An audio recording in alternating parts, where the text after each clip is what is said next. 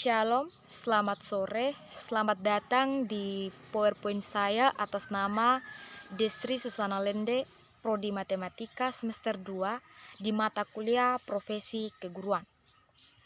Berikut saya akan menjelaskan materi yang sudah saya ringkas dari bab 4 sampai bab 6 tentang mata kuliah Profesi Keguruan.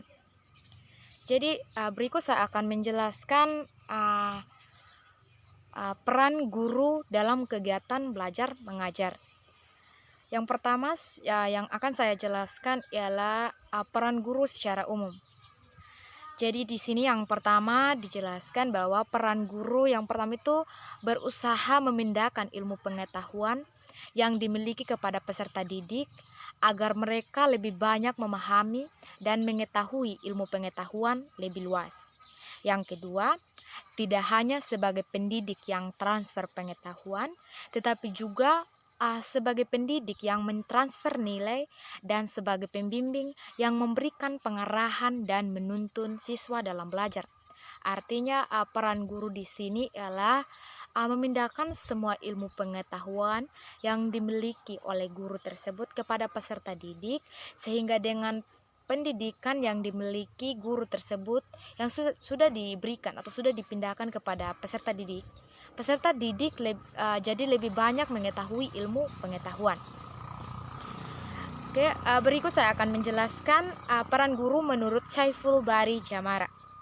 Yang pertama, sebagai korektor. Jadi sebagai korektor, guru harus bisa membedakan mana nilai yang baik dan buruk. Kedua nilai yang berbeda ini guru harus betul-betul pahami dalam kehidupan masyarakat. Semua nilai yang baik guru harus pertahankan, dan semua nilai yang buruk guru harus singkirkan dari jiwa dan watak anak didik. Bila guru membiarkannya, berarti guru sudah mengabaikan perannya sebagai korektor. Berikut saya akan jelaskan peran guru yang kedua, yaitu sebagai inspirator.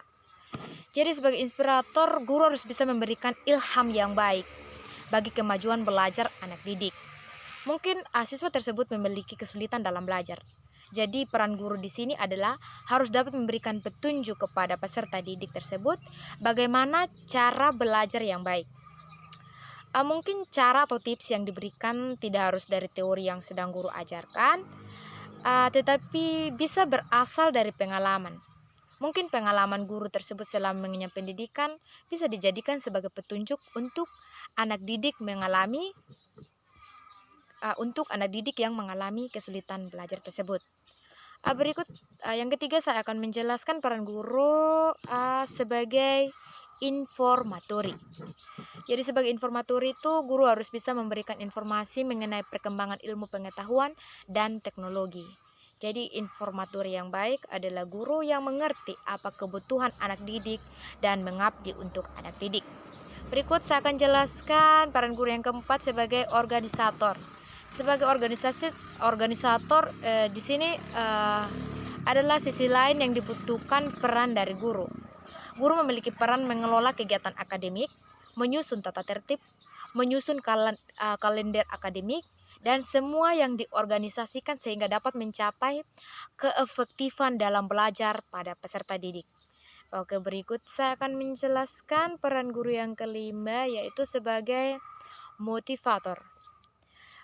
Di sini sebagai motivator berarti guru hendaknya bisa mendorong siswa agar bergairah dan semangat dalam belajar. Guru harus bisa mendorong peserta didik agar mau melakukan kegiatan belajar. Guru bisa melakukan berbagai macam cara yang bisa membuat proses belajar siswa tersebut menyenangkan. Guru harus menciptakan kondisi kelas hidup. Artinya guru harus bisa membuat siswa bisa menyukainya dalam kegiatan belajar tersebut. Oke, berikut saya akan jelaskan peran guru yang keenam, yaitu sebagai inisiator. Jadi sebagai inisiator, guru harus bisa menjadi pencetus ide-ide kemajuan dalam pendidikan dan pengajaran. Yang ketujuh, peran guru yaitu sebagai fasilitator.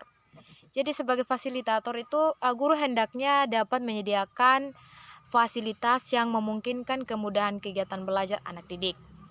Artinya ketika fasilitas mengajar lengkap, maka proses belajar peserta didik akan lebih menyenangkan dan tidak membuat siswa malas dan bosan ketika belajar. Berikut saya akan jelaskan peran guru yang kedelapan, yaitu sebagai pembimbing. Jadi peran ini sangat penting dari peran-peran yang sudah dijelaskan, karena kehadiran guru di sekolah adalah membimbing anak didik menjadi manusia yang cakap dan berhasil. Tanpa pembimbing, anak didik akan mengalami kesulitan dalam menghadapi perkembangan dirinya. Jadi bagaimanapun juga bimbingan dari guru sangat diperlukan saat anak didik belum mampu berdiri sendiri. Berikut yang terakhir saya akan jelaskan peran guru, yaitu sebagai pengelolaan kelas. Jadi di sini peran guru yaitu guru harus bisa mengelola kelas dengan baik. Karena kelas adalah tempat berhimpunnya semua anak didik dan guru dalam rangka menerima bahan pelajaran. Jadi ketika keadaan kelas kurang baik berarti akan sangat mengganggu jalannya interaksi belajar. Begitu sebaliknya, ketika keadaan kelas suasananya baik, maka keadaan belajarnya pun akan sangat menyenangkan. Oke, berikut saya akan jelaskan materi berikutnya, yaitu menjadi guru yang menyenangkan. Jadi untuk menjadi seorang guru yang menyenangkan, hendaknya memiliki dua hal berikut. Yang pertama, memiliki sifat-sifat pendidik. Yang kedua, menggunakan metode pembelajaran yang bervariasi. Yang pertama itu memiliki sifat-sifat pendidik, artinya guru harus mampu membangun watak serta mendidik anak menjadi lebih baik. Yang kedua, menggunakan metode pembelajaran yang bervariasi, artinya ketika mengajar, guru harus bisa menggunakan metode belajar mengajar yang bervariasi sehingga peserta didik tidak mengalami kejenuhan dalam proses pembelajaran. Oke, di sini ada konsep guru. Jadi mungkin yang pertama itu ada pengertian guru. Jadi mungkin beberapa orang itu mendefinisikan pengertian guru itu berbeda-beda ya. Jadi di sini saya mendefinisikan pengertian guru itu, jadi guru adalah orang yang memberikan ilmu pengetahuan dengan tujuan mencerdaskan dan membina akhlak peserta didik agar menjadi orang yang berkepribadian. Berikut saya akan jelaskan sifat-sifat guru.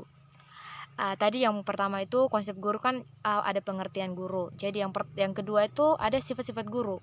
Di sini saya jelaskan sifat-sifat guru. Yang pertama itu ada ikhlas, kedua jujur, ketiga walk the talk, artinya melakukan apa yang dikatakan. Yang keempat adil dan egaliter, yang kelima akhlak mulia, yang keenam berani, yang ketujuh jiwa humor yang sehat, yang kedelapan sabar dan menahan marah, yang kesembilan menjaga lisan, yang kesepuluh sinergi dan musyawarah. Oke, yang ketiga di sini metode guru yang menyenangkan. Jadi guru harus bisa menggunakan strategi, metode, dan pendekatan agar dapat mengoptimalkan potensi yang dimiliki oleh peserta didik. Jadi ada beberapa metode yang dominan digunakan untuk meningkatkan potensi anak didik. Jadi ada beberapa metode berikut yang sering digunakan guru untuk meningkatkan potensi anak didik. Jadi yang pertama itu diskusi dan memberikan tanggapan. Jadi mungkin lewat diskusi atau memberikan tanggapan itu bisa meningkatkan potensi anak didik tersebut. Yang kedua bercerita. Bercerita juga bisa meningkatkan potensi anak didik. Yang ketiga teaching and motivating artinya mengajar dan memotivasi. Jadi cara ini juga bisa meningkatkan potensi anak didik. Yang keempat metode tanya jawab. Nah, metode tanya jawab juga sangat baik ketika kita gunakan dalam kegiatan belajar mengajar, karena itu dapat meningkatkan potensi anak didik juga. Dan yang terakhir itu memotivasi untuk bertanya. Jadi kebiasaan di kelas itu banyak anak-anak yang pengen bertanyanya karena malu, jadi mereka jadi menahan diri untuk untuk bertanya. Jadi di sini guru harus bisa memotivasi siswa tersebut untuk bertanya. Oke, berikut saya akan menjelaskan materi berikutnya, yaitu guru dan kemajuan suatu bangsa. Jadi tolak ukur kemajuan sebuah bangsa adalah pendidikan. Pendidikan merupakan kebutuhan mendasar dalam kemajuan bangsa itu sendiri.